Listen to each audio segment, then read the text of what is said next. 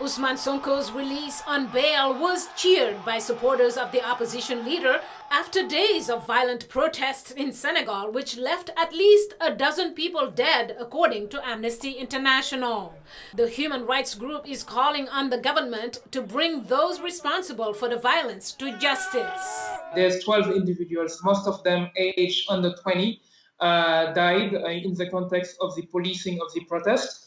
But also for those members of the security forces that are responsible to be tried and prosecuted before the courts of law. But beyond, there's cases of lethal use of force. We have also seen violations against press freedom and freedom of expression.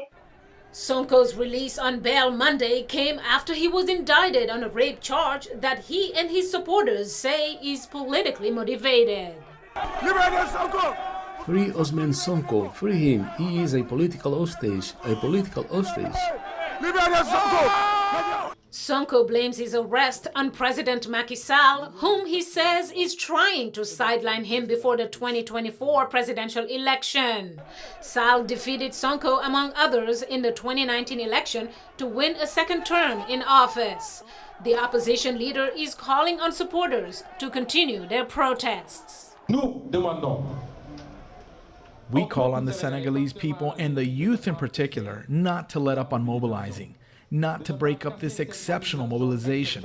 The victims of violence must not have been in vain, so that this never happens again in Senegal. The unrest is the worst the country has seen in years, with young people venting frustrations about unemployment, inequality, and corruption.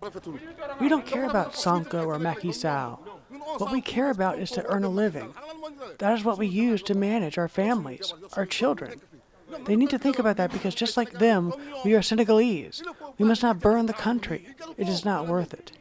In his first public comments since the turmoil started, President Sall said he understands why young people are protesting. I've seen many of you take to the streets to express your anger over your unhappiness. That's because you don't have a job, because you aspire to a better future, because after a year of pandemic, your daily life is still affected by economic gloom, with social restrictions and limits on recreational and leisure spaces. The demonstrations started last Wednesday before Sonko's initial court appearance for questioning on the rape accusations. Mariama Diallo, VOA News.